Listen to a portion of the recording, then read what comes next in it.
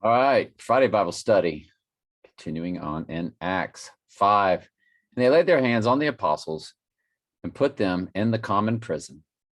But the angel of the Lord by night opened the prison doors and brought them forth and said, Go, stand and speak in the temple to all the people, all the words of this life.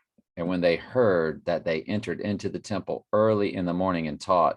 But the high priest came. I think I read some of that wrong, but y'all can follow along, I'm sure. But the high priest came, and they that were with him, and called the council together. See, it's just very difficult in the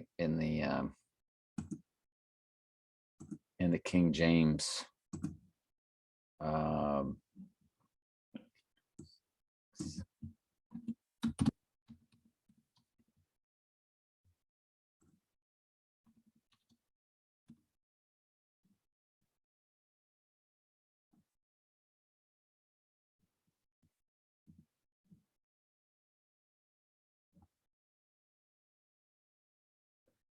So they arrested the apostles, put them in the public jail, but an angel of the Lord came at night, opened the gates of the jail, and brought them out. And he told them, Go to the temple, give the people this message of life.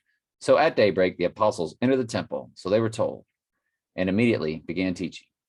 When the high priest and his officials arrived, they convened the high council, the full assembly of the elders of Israel. They sent for the apostles to be brought from the jail for trial. But when the temple guards went to the jail, the men were gone. So they returned to the council and reported the jail was securely locked with the guards standing outside. But when we opened the gates, no one was there. When the captain of the temple guard and the leading priest heard this, they were perplexed, wondering where would it all end. Then someone arrived with startling news. The men you put in jail are standing in the temple teaching the people. The captain went to the temple guards and arrested the apostles, but without violence, for they were afraid the people would stone them. The captain went with his temple guards and arrested the apostles, but without violence, for they were afraid the people would stone them. So they arrested them nicely and nobody got upset. Okay, got it. Sorry that was so difficult for me. I can assure you that Daniel is going to be difficult all through chapter 11. King of the North, King of the South is what we'll be getting into in just a moment. We're starting tomorrow. Let's finish up. He replied, Do you know why I've come? Soon I must return to fight against the spirit prince of the kingdom of Persia. And after that, the spirit prince of the kingdom of Greece will come. Remember, it was the Babylonians, the Medes, and Persians, then the Grecian Empire, then the Roman Empire. So he's fighting, the different kingdoms, so to speak. Meanwhile, I will tell you what is written in the book of truth. No one helps me against these spirit princes except Michael, your spirit prince. I have been standing beside Michael to support and strengthen him since the first year of the reign of Darius the Mede. That's fast. It's just fascinating to read all that. I wouldn't even begin to just tell you what all's going on there. It's pretty cool, pretty amazing. And Daniel was very beloved.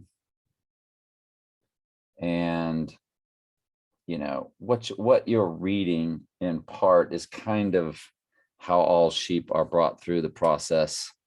Obviously, we're not Daniel, but the Lord gives us our gifts and to do his work, to do his will. And the angels are there to assist, basically.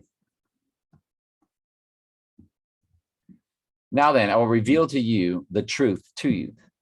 3 more Persian kings will reign, to be succeeded by a 4th, far richer than the others. He will use his wealth to stir up everyone to fight against the kingdom of Greece. Then a mighty king will rise to power, who will rule with great authority and accomplish everything he sets out to do. But at the height of his power, his kingdom will be broken apart and divided into 4 parts. It will not be ruled by the king's descendants, nor will the kingdom hold the authority it once had. for his empire will be uprooted and given to others. The king of the south will increase. So now we have the king of the south mentioned for the first time. I will highlight it in the New Living also. Okay. Will increase in power. I think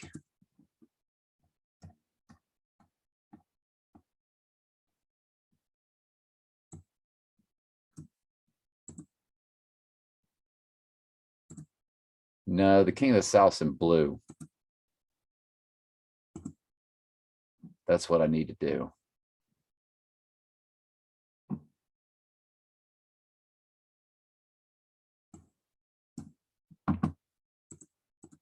The king of the south is in blue.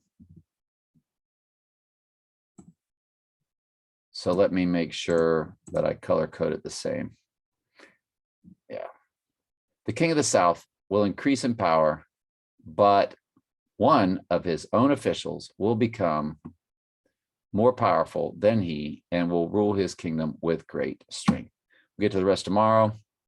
I'm not going to teach on who the king of the north, king of the south is. Eventually, we will just simply get to the abomination of desolation, which is the Antichrist. And like I did an exhaustive study on this Daniel 11, seemingly solving nothing really other than just showing you where the Antichrist comes in.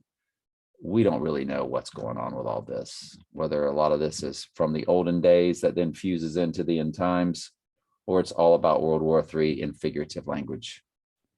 I wouldn't begin to know. Let God be true and every man a liar. Take it to prayer. Love you very much. Ask questions anytime. That's what I'm here for.